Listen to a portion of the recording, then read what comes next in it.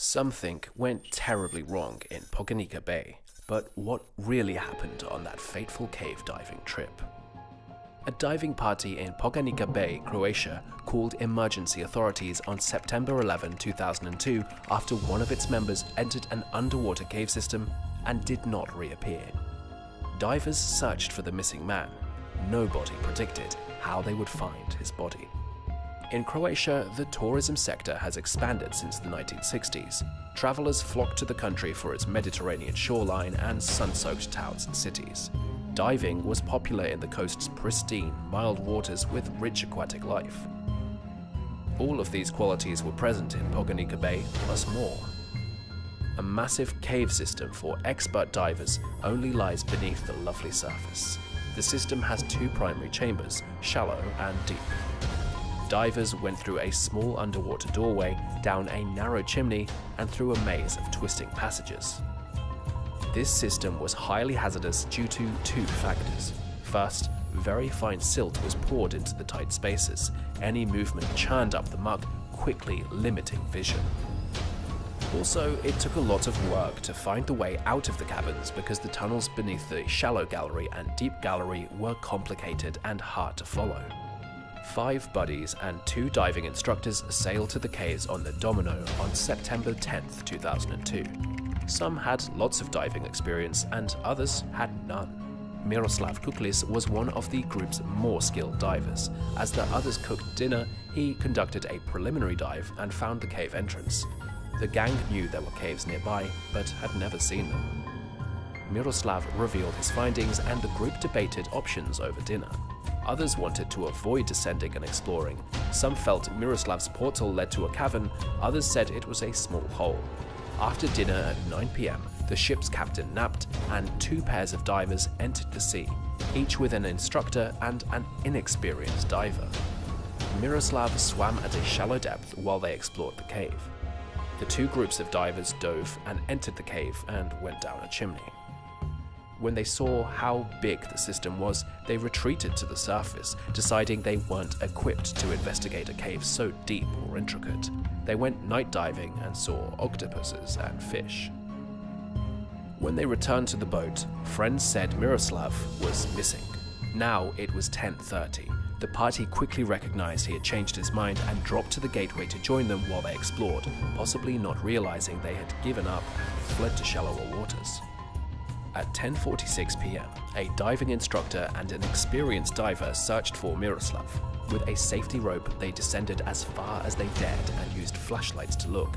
If Miroslav were underwater, he'd run out of oxygen shortly. They called the police, who advised them to stay put and that divers would search in the morning. The group anchored at Poganica Bay, above the cave entrance. The gang was upset that the police divers had inadequate equipment when they arrived the following day. They had to lend police divers some of their equipment. There were 2 groups of police divers. One emerged 90 minutes later, suffering from decompression sickness after ascending too quickly. He was rushed to the hospital to treat this diver. His co-worker never came out. The next day, a better-equipped squad entered the caves. Both Miroslav's and the police divers' remains were found. Bernard Magi, 27, was pulled from shallow gallery at 24 meters, or 78 feet. It looked like he'd let go of his safety line, gotten lost, and run out of air. Miroslav was found in a 54-meter deep gallery, or 177 feet. He was unexpectedly discovered with a knife sticking out of his chest. Miroslav had been murdered, not drowned. Miroslav's friends and the divers were suspicious. 2 group members exhibited strong reactions to the words blood and knife during polygraph testing, which was enough to arrest the group at the time. An inquiry was launched. Miroslav's diving equipment was in good condition, excluding malfunctioning equipment as a possible cause of his death. His diving computer was tested and showed no signs of tampering. The police analyzed his final plunge using its data.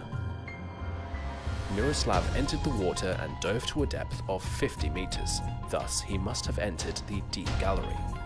After reaching this depth, he started climbing. They guessed Miroslav had gotten lost and ended up in the shallow gallery. According to experienced cave divers, this was a simple mistake. and the police diver may have made the same mistake after releasing his safety line.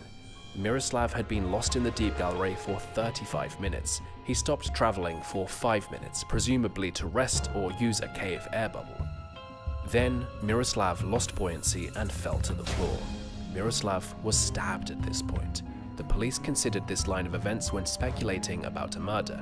Miroslav was stabbed on the boat and taken to the deep gallery. No, his killers couldn't have mimicked Miroslav's diving actions and returned in time without decompression sickness. Perhaps a diver who was looking for Miroslav stabbed him in the deep gallery. According to the dive computer, Miroslav was already dead when his companions went looking for him. As the inquiry progressed, the authorities became less sure that a friend killed Miroslav. No one could have killed him, given the timing and dive computer data. The removal of murder scenarios left only one option. Miroslav, sadly, committed suicide. Military divers consulted by the police said any diver would do everything they could to live. Miroslav, though, has never been a military diver. He was a former chef who enjoyed scuba diving. Alone and afraid, he faced a painful drowning death. With few options left, Miroslav used one of the only tools accessible to end his life promptly and cleanly. The friends of Miroslav were later released from detention and were never charged. Their friends' unexpected loss changed their lives.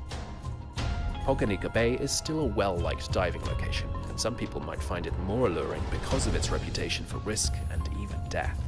Another time they got lost between the two galleries and ran out of air, 2 more divers perished in 2015 while investigating the cave system. The caves are still accessible in the wake of these fatalities, but a plaque has been placed by the entrance to warn anyone considering exploring the caverns below how deadly they can be. Join us for more mysterious content.